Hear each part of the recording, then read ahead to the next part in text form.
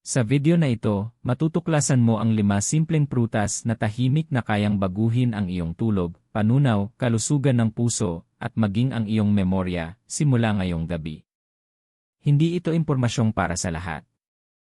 Ang video na ito ay espesyal na ginawa para sa iyo, lalo na kung ikaw ay lampas 50 taong gulang at tunay na nagmamalasakit sa kung paano mo nararamdaman ang iyong katawan tuwing ikaw ay nagigising sa umaga. Panoorin ang video hanggang sa pinakadulo dahil ang ika-5 prutas ang siyang pinakamaraming senior ang maling kinakain. At ang pagwawasto sa isang simpleng pagkakamaling ito ay maaaring maging kaibahan sa pagitan ng hindi mapakaling gabi at malalim na kagagamot na tulog. Kapag nilaktawan mo ang dulo, maminis mo ang pinakamahalagang bahagi. Bago tayo magpatuloy, may gusto akong ipagawa sa iyo ngayon.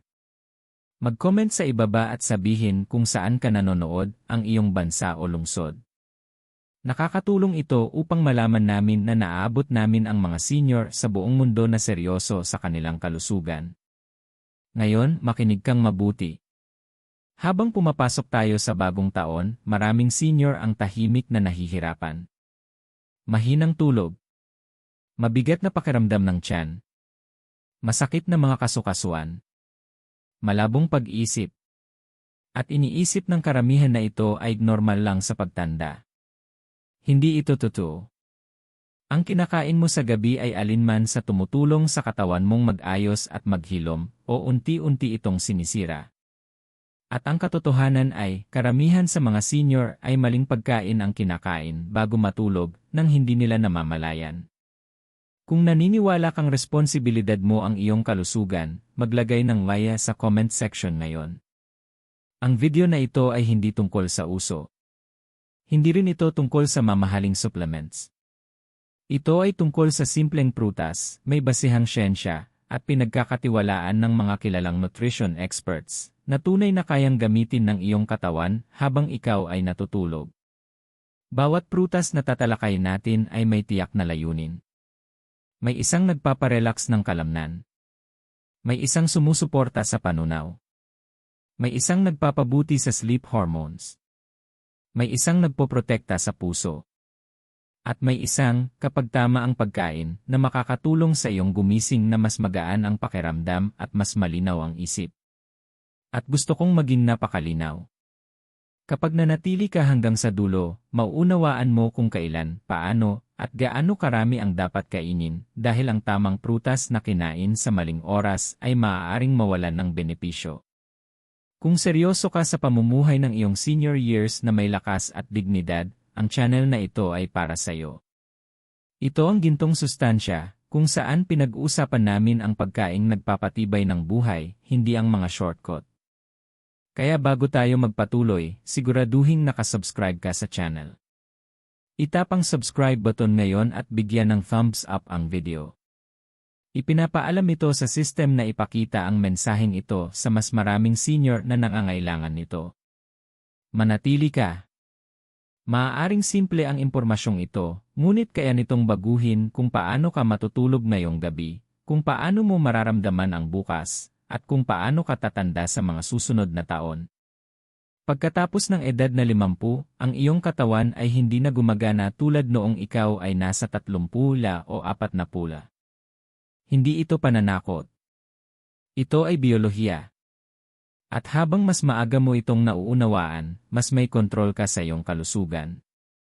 Sa gabi, ang katawan ay pumapasok sa tinatawag ng mga eksperto na repair mode. Ito lamang ang oras kung kailan mas kaunti ang focus ng mga selula sa galaw at mas nakatuon sa pag-aayos at paghilom, pagpapagaling ng kalamnan, pagpapakalma ng pamamaga, pagbabalanse ng hormones, at paglilinis ng dumi sa utak. Ngunit narito ang problema, ang kinakain mo bago matulog ay maaaring sumuporta sa prosesong ito o tuluyang sirain ito. Maraming senior ang kumakain sa gabi ng hindi pinag-isipan. Tinapay. Matamis, mabibigat na pagkain, o minsan wala talagang kinakain. At pagkatapos ay nagtataka kung bakit pumapangit ang tulog, kung bakit pagod pa rin paggising, kung bakit mabigat ang tiyan, o kung bakit nagigising sa kalagitnaan ng gabi nang walang malinaw na dahilan. Kung pamilyar ito sa iyo, mag-comment ng maya. Ayon sa mga nutrition experts mula sa Harvard Health Publishing, ang pagkain sa gabi ay direktang nakaapekto sa blood sugar, sleep hormones tulad ng melatonin, blood pressure, at maging sa memorya kinabukasan. Hindi ito maliit na bagay. Ito ay pundasyon ng kalusugan. Habang tayo ay tumatanda, bumabagal ang panunaw. Nagbabago ang insulin response. Mas mabagal ang muscle recovery. Ibig sabihin, ang pagkain na dati ay walang epekto ay maaari na ngayong tahimik na sumira sa iyong tulog, magdulot ng pamamaga, at ubusin ang iyong enerhiya kinabukasan. Ang pagkain ng prutas sa gabi ay hindi tungkol sa dami. Ito ay tungkol sa tamang pagpili. Ang tamang prutas sa tamang oras ay makakatulong sa pagpaparelax ng kalamnan sa halip na pamumulikat. Maaari nitong pakalmahin ang nervous system sa halip na pasiglahin ito.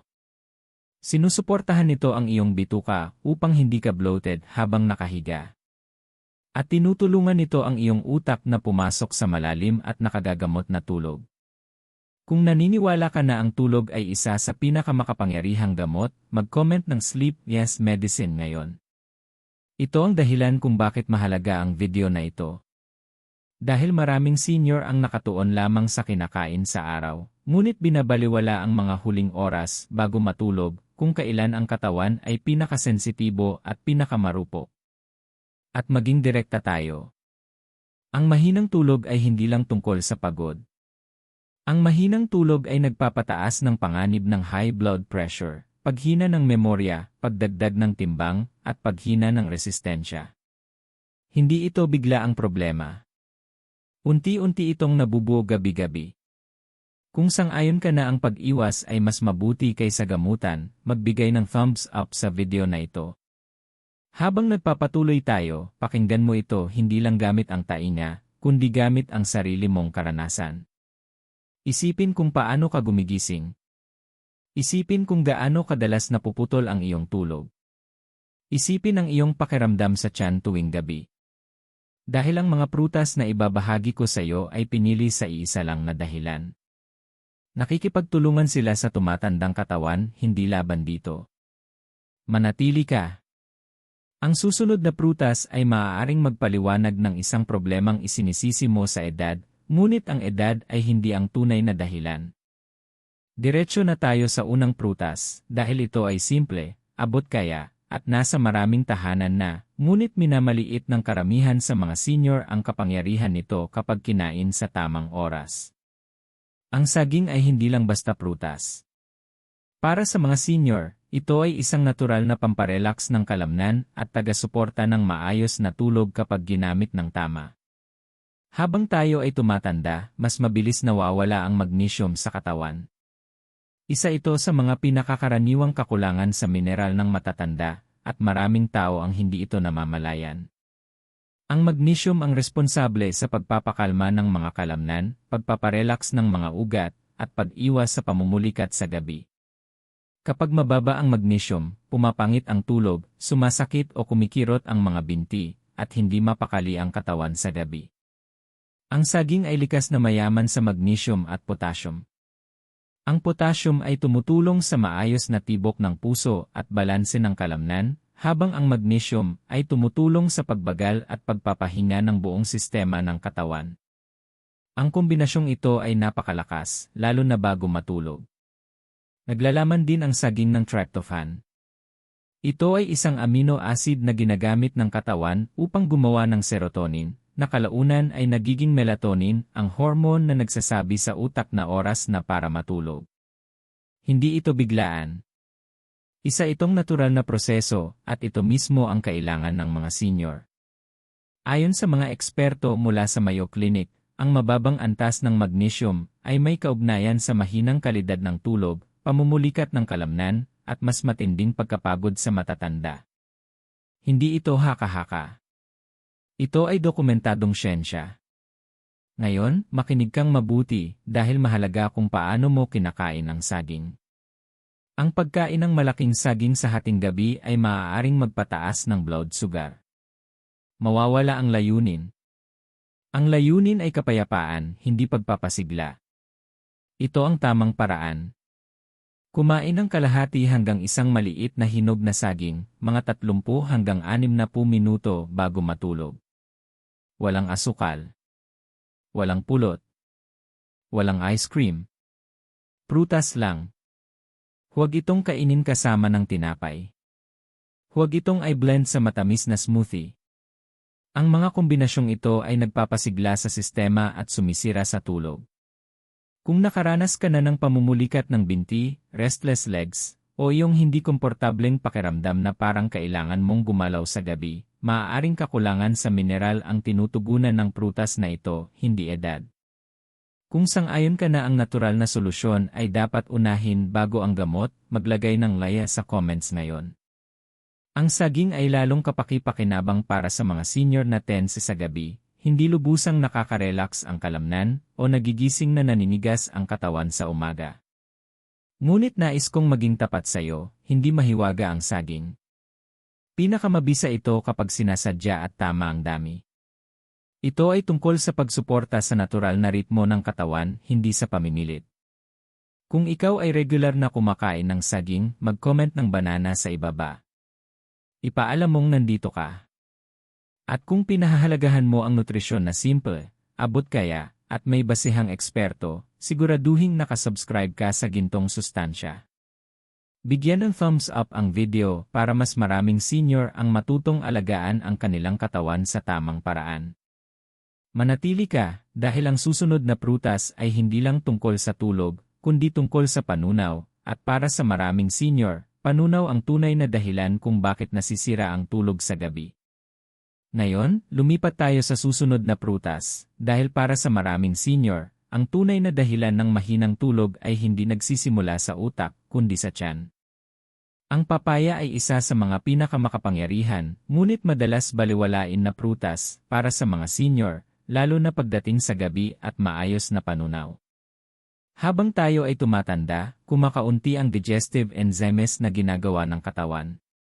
Ibig sabihin, mas mabagal ang pagdurog ng pagkain, mas mabigat ito sa tiyan, at kadalasang nagdudulot ng kabag, hangin, o hindi komportableng pakiramdam kapag nahiga na. Maraming senior ang nakararanas nito at iniisip na normal lang. Karaniwan ito, ngunit hindi dapat baliwalain. Ang papaya ay may taglay na natural na enzyme na tinatawag na papain. Tinutulungan ng enzyme na ito ang mas epektibong paghahati ng protina, kaya nababa ang trabaho ng iyong sistema ng panunaw. Kapag maayos ang panunaw, nakakapag-relax ang katawan. Kapag mabigat ang panunaw, nananatiling alerto ang katawan at nasisira ang tulog. Ayon sa mga nutrition specialists na kaugnay ng Johns Hopkins Medicine, bumababa ang aktibidad ng digestive enzymes habang tumatanda, at ang pagsuporta sa panunaw gamit ang mga pagkaing mayaman sa enzymes ay maaaring malaki ang maitulong sa ginhawa at pagsipsip ng nutrisyon sa matatanda. Kung ikaw ay nakaranas na ng mabigat ang tiyan, kabag, o hindi komportableng pakiramdam bago matulog, mag-comment ng laya sa ibaba. Ang papaya ay lalo ng kapaki-pakinabang para sa mga senior na may kabag sa gabi, hapdi o discomfort sa tiyan, mabagal na panunaw, pakiramdam na busog na nakakaistorbo sa tulog. Narito ang tamang paraan ng pagkain ng papaya. Kumain ng isang tasa ng hinog na papaya, mas mainam na 30 hanggang 60 minuto pagkatapos ng hapunan, ngunit huwag kaagad bago humiga. Pinakamabisa ang papaya kapag kinain ng mag-isa. Ang paghahalo nito sa dairy, asukal, o mabibigat na pagkain ay nagbabawas ng benepisyo. Dapat ay hinog ang prutas, hindi hilaw. Ang hilaw na papaya ay mas mahirap tunawin at maaaring makairita sa tiyan. Kapag tama ang pagkain, tinutulungan ng papaya ang mas mabilis na pag-empty ng tiyan, binabawasan ang pressure, at hinahayaan ang nervous system na pumasok sa rest mode. Kaya maraming senior ang napapansin na gumaganda ang tulog kahit wala nang ibang binabago. Kung naniniwala ka na ang maayos na panunaw ang pundasyon ng mabuting kalusugan, maglagay ng laya sa comments. Ang papaya ay hindi tungkol sa pagpapapayat. Ito ay tungkol sa ginhawa. Ito ay tungkol sa pagpapahinga ng katawan sa halip na pakikibaka sa buong gabi. At gusto kong malinaw itong sabihin. Maraming problema sa tulog ng mga senior ay problema sa panunaw na nagtatago lamang. Kung nakakatulong ang impormasyong ito upang makita mo ang iyong kalusugan sa ibang paraan, bigyan ng thumbs up ang video. Nakakatulong ito para maabot namin ang mas maraming taong kailangang makarinig nito. Siguraduhing nakasubscribe ka sa Gintong Sustansya, dahil ang susunod na prutas na tatalakayin natin ay direktang kumikilos sa iyong sleep hormones, at maraming senior ang hindi pa ito kailanman narinig. Manatili ka. Ang susunod ay maaaring magpaliwanag kung bakit maaga kang nagigising o madalas magising sa kalagitnaan ng gabi. Ngayon, lilipat tayo sa prutas na direktang nakikipag-usap sa iyong utak. Hindi ito metapora. Ang prutas na ito ay gumagana sa mga hormone na nagsasabi sa iyong katawan kung kailan at gaano kalalim dapat matulog. Ang cherries, lalo na ang tart cherries, ay kabilang sa ilang likas na pagkain na may taglay na melatonin. Ang melatonin ay ang hormone na nagreregula ng iyong sleep-wake cycle. Kapag mababa ang melatonin, nagiging mababaw, putol-putol, at hindi tiyak ang tulog. Isa ito sa pinakamalaking hamon ng mga senior, kahit pa pakiramdam nila ay pagod sila. Habang tayo ay tumatanda, bumababa ang natural na produksyon ng melatonin ng katawan. Ito ang dahilan kung bakit maraming senior ang nakakatulog pero maagang nagigising, o paulit-ulit na nagigising sa gabi nang hindi alam ang dahilan. Hindi ito palaging stress. Kadalasan, ito ay tungkol sa timing ng hormones. Ayon sa pananaliksik na inilathala sa European Journal of Nutrition, ang mga nakatatandang taong kumain ng cherries ay nakaranas ng mas mahabang oras ng tulog at mas kaunting paggising sa gabi. Ang pagbabago ay hindi biglaan, ngunit tuloy-tuloy at totoo. Kung madalas kang magising sa pagitan ng alas negatibo 2 ng umaga at alas negatibo 4 ng umaga at nahihirapang makabalik sa tulog, mag-comment ng laya sa ibaba. Ang cherries ay hindi kumikilos tulad ng sleeping pills. Dahan-dahan nilang sinusuportahan ang natural na ritmo ng katawan. Mahalaga ito dahil ang pamimilit sa tulog ay maaaring magdulot ng dependency. Ang pagsuporta sa tulog ay nagbabalik ng balanse. Ang tamang paraan ng pagkain ng cherries sa gabi ay simple. Kumain ng kalahating tasa ng sariwang cherries o unsweetened dried cherries, mga 1 oras bago matulog. Iwasan ang cherries na binabad sa syrup o may dagdag na asukal. Ang asukal ay nagpapataas ng blood glucose at binubura ang pampakalma na epekto ng melatonin. Ang cherries ay lalo ng kapaki-pakinabang para sa mga senior na madaling makatulog pero maagang nagigising. Madalas magising sa kalagitnaan ng gabi. Pagod ang isip pero hindi mapakali ang katawan.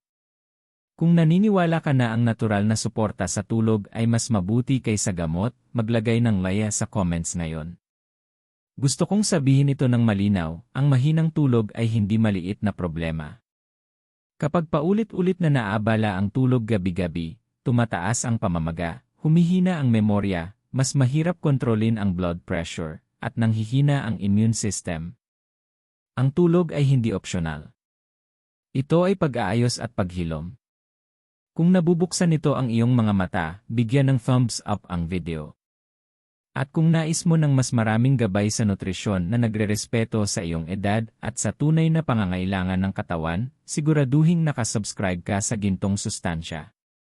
Manatili ka dahil ang susunod na prutas ay maaaring ikagulat mo. Hindi lang ito tumutulong sa panunaw o tulog, tahimik nitong sinusuportahan ang iyong bituka, puso, at maging ang kalusugan ng utak habang ikaw ay nagpapahinga. Ngayon, pag-usapan natin ang isang prutas na akala ng marami ay lubos na nilang nauunawaan, ngunit napakakaunting senior ang gumagamit nito ng tama sa gabi. Ang prutas na ito ay hindi gumagana ng maingay. Gumagana ito tahimik, sa likod ng eksena, sinusuportahan ang iyong bituka, puso, at utak habang ikaw ay natutulog. Ang mansanas. Habang tayo ay tumatanda, ang ugnayan ng bituka at utak ay nagiging mas mahalaga kaysa dati. Maraming senior ang nakararanas ng pagkabalisa sa gabi, magaan na tulog, o madalas na paggising nang hindi nalalaman na ang bituka ay maaaring nagpapadala ng distress signals sa utak. Ang mansanas ay mayaman sa soluble fiber na tinatawag na pectin.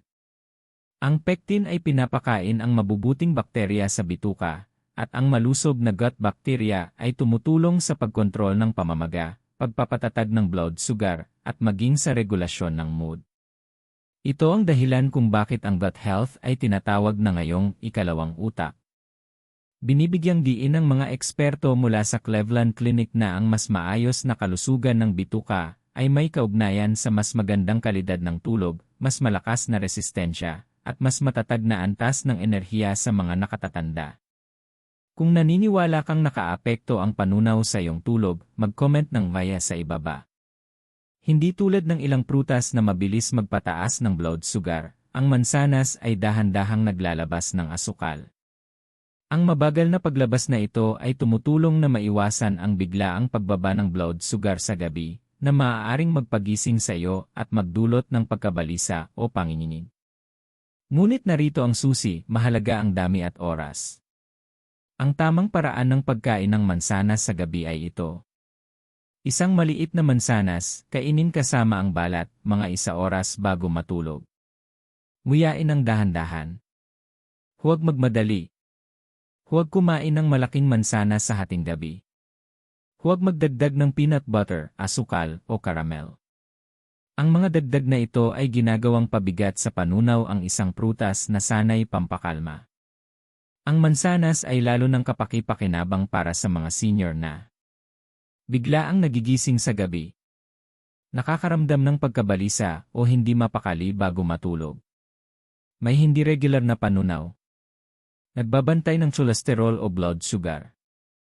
Kung ikaw ay patuloy na kumakain ng mansanas, mag-comment ng apple sa ibaba at ipaalam na nandito ka.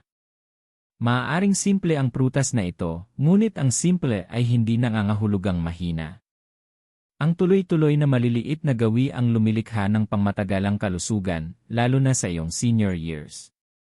Kung kapaki-pakinabang ang impormasyong ito para sa iyo, bigyan ng thumbs up ang video. Nakakatulong ito upang maabot namin ang mas maraming taong nangangailangan ng gabay na mapagkakatiwalaan. Siguraduhin nakasubscribe ka sa gintong sustansya, dahil ang susunod na prutas ang pinakaminamaliit sa listahang ito. Maraming senior ang hindi pa kailanman nasabihan tungkol sa epekto nito sa tulog, at kapag ginamit ng tama, mapapansin ang malinaw na kaibahan. Manatili ka. Ang susunod ay maaaring ang nawawalang piraso sa iyong routine sa gabi. Ngayon, dumating na tayo sa prutas na ikinagugulat ng halos lahat. Ito ang prutas na madalas baliwalain ng mga senior, ngunit ipinapakita ng pananaliksik na may tunay itong epekto sa kung gaano kabilis kang makakatulog at kung gaano katagal kang mananatiling tulog. Ang kiwi. Maaaring maliit ang kiwi, ngunit ang epekto nito sa tulog at pamamaga ay malakas, lalo na para sa tumatandang katawan. Ang kiwi ay mayaman sa serotonin, isang kemikal na mensahero na tumutulong sa regulasyon ng mood at tulog. Ang serotonin ang pinagmumulan ng melatonin. Kapag mababa ang serotonin, nagiging mababaw at hindi regular ang tulog. Karaniwan ito sa mga nakatatanda, kahit pa pakiramdam nila ay pagod sila. Mayaman din ang kiwi sa antioxidants at vitamin E na tumutulong magbawas ng pamamaga sa katawan. Ang chronic inflammation ay isa sa mga tahimik na dahilan kung bakit maraming senior ang nahihirapan sa mahinang tulog, pananakit ng kasukasuan, at mabagal na recovery. Isang pag-aaral na isinagawa ng mga mananaliksik mula sa University of Taipei ang nakakita na ang mga taong kumain ng kiwi bago matulog ay nakaranas ng malinaw na pagbuti sa bilis ng pagkatulog, kabuang haba ng tulog, kalidad ng tulog. Ang mga pagbabagong ito ay lalo pang kapansin-pansin sa mga may problema sa pagtulog. Kung madalas kang nakahiga sa kama na pagod ngunit hindi makatulog, mag-comment ng maya sa ibaba. Dito nagkakamali ang maraming tao sa pagkain ng kiwi. Kinakain nila ito ng masyadong late. Hinahaluan nila ng asukal. O sobra ang dami. Ang tamang paraan ng pagkain ng kiwi para sa tulog ay simple. Kumain ng 1 hanggang 2 kiwi, mga 1 oras bago matulog. Kainin ito ng plain. Walang asukal. Walang yogurt. walang pampatamis. Ang kiwi ay dahan-dahang kumikilos. Hindi nito pinipilit ang tulog. Sinusuportahan nito ang natural na oras ng katawan. Dahil dito, ito ay angkop na angkop para sa mga senior na nais ng ginhawa ng hindi umaasa sa gamot. Ang kiwi ay lalo ng kapaki-pakinabang para sa mga senior na matagal bago makatulog. Pagod ang isip ngunit hindi mapakali ang katawan. May banayad ngunit tuloy-tuloy na pamamaga. Nais ng mas maayos na tulog ng walang pills. Kung bago sa iyo ang prutas na ito, mag-comment ng kiwi sa ibaba. May gusto akong ipaalala, ang problema sa tulog ay hindi personal na pagkukulang. Kadalasan, ito ay resulta ng maliliit na hindi balansing kondisyon na naiipon sa paglipas ng panahon. Ang pagwawasto sa mga ito ay hindi nangangailangan ng matinding hakbang, kundi pag-unawa. Kung ang impormasyong ito ay nagbibigay sa iyo ng pag-asa tungkol sa iyong kalusugan, bigyan ng thumbs up ang video. At kung hindi ka pa nakasubscribe, siguraduhing mag-subscribe ka sa gintong sustansya. Ang channel na ito ay umiiral upang gabayan ka sa pagtanda na may linaw, lakas, at paggalang sa iyong katawan. Manatili ka. Sa susunod na bahagi, ipapaliwanag ko kung aling mga prutas ang dapat iwasan sa gabi. Dahil ang pagkain ng maling prutas, bago matulog ay maaaring sirain ang lahat ng benepisyong na pag-usapan natin. Ngayon, kailangan nating pag-usapan ang kabilang panig ng katotohanan, dahil ang pag-alam kung ano ang kakainin ay kalahati lang ng solusyon. Ang isa pang kalahati ay ang pag-alam kung ano ang hindi dapat kainin, lalo na sa gabi. Maraming senior ang kumakain ng mga prutas na akala nila ay malusog, ngunit sa maling oras, ang mga ito ay tahimik na sumisira sa tulog, panunaw, at paghilom ng katawan. Ito ay mahalaga. Makinig kang mabuti. Hindi lahat ng prutas ay kaibigan ng katawan bago matulog. Ang ilan ay masyadong acidic. Ang iba ay mabilis magpataas ng blood sugar. Mayroon ding sobrang tubig na pinipilit ang katawan na manatiling alerto kung kailan dapat itong nagpapahinga. Magsimula tayo sa pinya. Malusog ang pinya sa araw, ngunit nagiging problema ito sa gabi para sa maraming senior. Mataas ang acidity nito at maaaring makairita sa lining ng tiyan. Kapag ikaw ay humiga, ang asim na ito ay maaaring magdulot ng discomfort, reflux, o hapdi na sumisira sa tulog, kahit hindi mo ito maramdaman bilang heartburn. Kung nakaranas ka na ng maasim o hindi komportableng pakiramdam sa dibdib sa gabi, mag-comment ng laya. Susunod ay ang mangga. Ang mangga ay napakataas sa natural na asukal. Bagamat nagbibigay ito ng enerhiya, hindi ito kailangan bago matulog. Ang pagkain ng mangga sa gabi ay maaaring magpataas ng blood sugar, na susundan ng biglaang pagbaba. Ang biglaang pagbabagong ito ay maaaring gumising sa iyo sa kalagitnaan ng gabi, na may pakiramdam ng pagkabalisa, init ng katawan, o pagpapawis. Maraming senior ang nag-aakalang normal lang ang paggising sa gabi, ngunit madalas itong problema sa blood sugar. Kung ikaw ay nagbabantay ng blood sugar o may diabetes, mas lalong mahalaga ito. Kung ito ay naangkop sa iyo, mag-comment ng I-understand. Ngayon, pag-usapan natin ang pakwan. Mukhang magaan ang pakwan, ngunit napakataas ng water content nito. Ang pagkain nito sa gabi ay kadalasang nagdudulot ng madalas na pag-ihi. Sinisira nito ang malalim na tulog at pinipigilan ang katawan na matapos ang natural na repair cycle nito.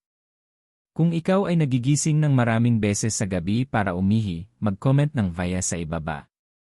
Ang mga prutas na ito ay hindi masama. Mali lang sila para sa gabi, lalo na para sa mga senior. Ang pagkain sa gabi ay dapat magpakalma ng nervous system, hindi magpasigla nito. Dapat itong sumuporta sa panunaw, hindi hamunin ito. Dapat nitong hayaan ang katawan na maghilom, hindi panatilihing abala. Kung sang-ayon ka na ang oras ng pagkain ay kasing halaga ng nutrisyon, maglagay ng laya sa comments. Isa sa pinakamalaking pagkakamali ng mga senior ay ang pag-aakalang pantay-pantay ang lahat ng prutas. Hindi sila pare-pareho. Ang iyong tumatandang katawan ay iba na ang reaksyon kumpara noong mas bata ka. Ang dating gumagana ay maaaring ngayon ay laban na sayo. Kung tinutulungan ka ng impormasyong ito na maiwasan ang mga nakatagong pagkakamali, bigyan ng thumbs up ang video. Nakakatulong ito upang mas maraming senior ang maprotektahan ang kanilang tulog at kalusugan. Siguraduhing nakasubscribe ka sa gintong sustansya, dahil sa susunod, ipapakita ko kung paano ligtas pagsamahin ang mga prutas sa gabi nang walang kabag, pagtaas ng asukal o discomfort. Manatili ka. Ang susunod na bahagi ang tutulong sa iyo na makamit ang buong benepisyo ng lahat ng iyong natutunan hanggang ngayon. Ngayong alam mo na kung aling mga prutas ang nakatutulong at alin ang nakasasama sa gabi, ang susunod na bahaging ito ay napakahalaga, dahil kahit ang tamang prutas ay maaaring maging maling pagpili kung mali ang pagkakabagay o kombinasyon. Maraming senior ang nag-aakalang mas marami ay mas mabuti.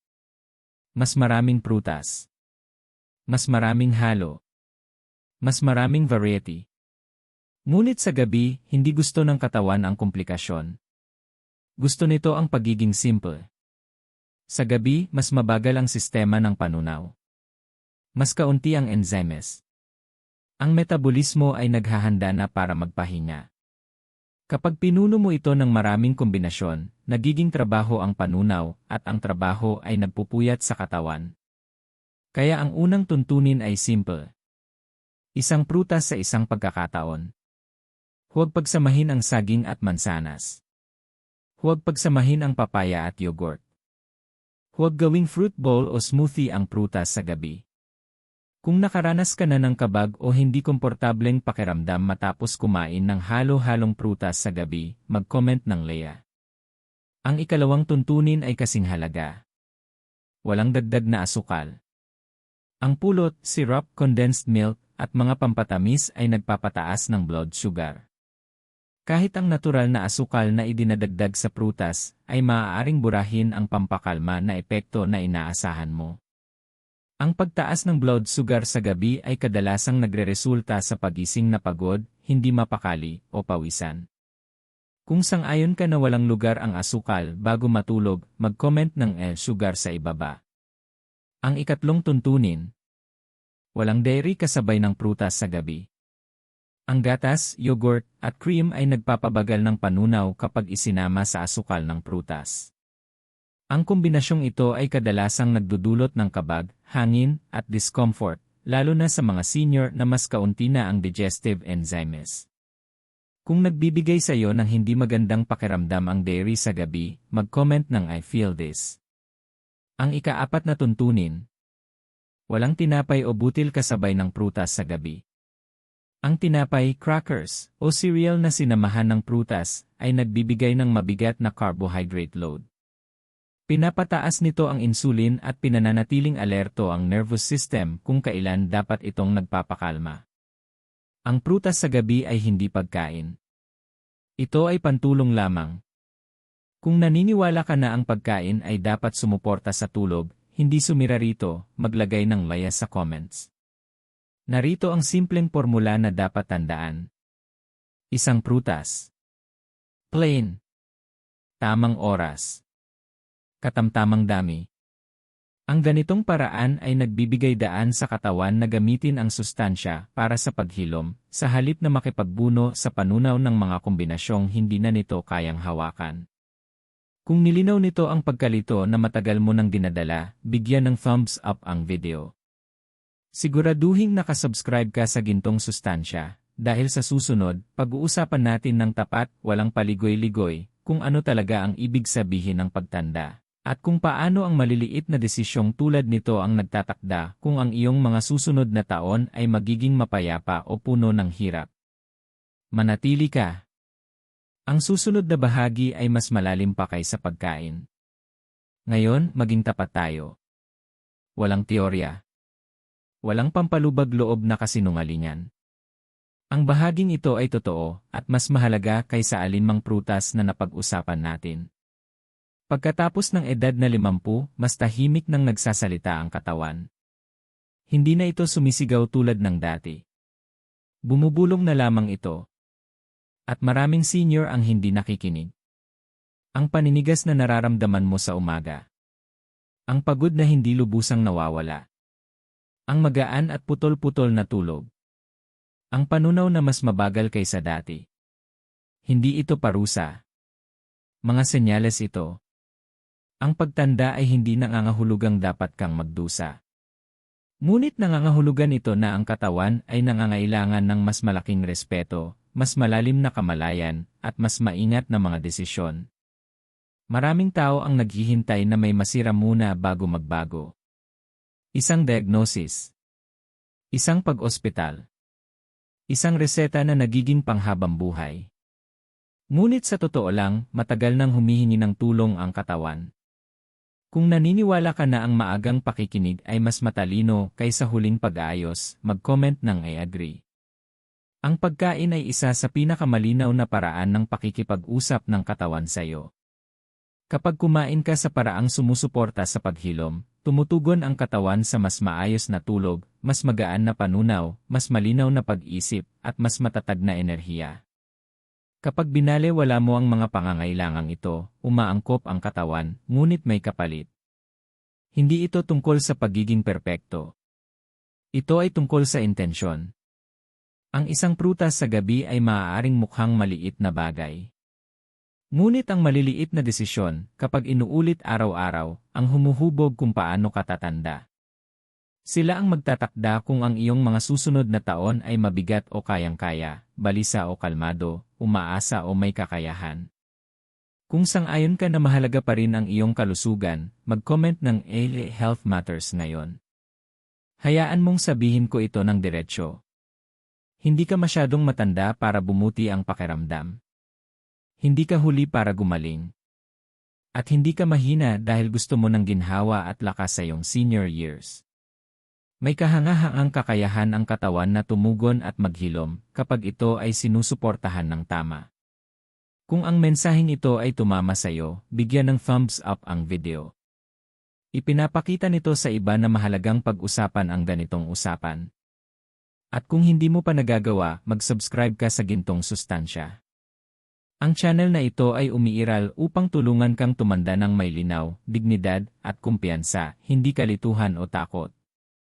Manatili ka. Sa susunod na bahagi, ibibigay ko sa iyo ang isang simpleng 7 araw na nighttime fruit plan na maaari mong sundan ng walang stress, walang hulaan, at walang pagkabigla. Dito nagkakaisa ang lahat ng ating napag-usapan. Ngayon, pagsama-samahin natin ang lahat sa paraang simple, praktikal, at madaling sundan. Walang komplikadong tuntunin. Walang kalituhan. Isang malinaw na plano na talagang magagamit mo. Ito ay isang 7 araw na nighttime fruit plan na espesyal na ginawa para sa mga senior. Ang layunin ay hindi pahirapan ang katawan, kundi dahan-dahang suportahan ang tulog, panunaw, at paghilom gabi-gabi. Isipin mo ito bilang isang reset. Isang paraan para muling maranasan ng katawan mo kung ano ang pakiramdam ng kalmado at suportadong mga gabi. Unang araw, saging. Kalahati hanggang isang maliit na hinog na saging, mga 30 hanggang 60 minuto bago matulog. Nakakatulong ito na ma-relax ang mga kalamnan at pakalmahin ang nervous system. Obserbahan kung paano pakiramdam ng iyong mga binti, at kung gaano kadaling pumasok ang katawan mo sa tulog. Ikalawang araw, papaya. Isang tasa ng hinog na papaya, kainin pagkatapos ng hapunan, ngunit hindi agad bago humiga.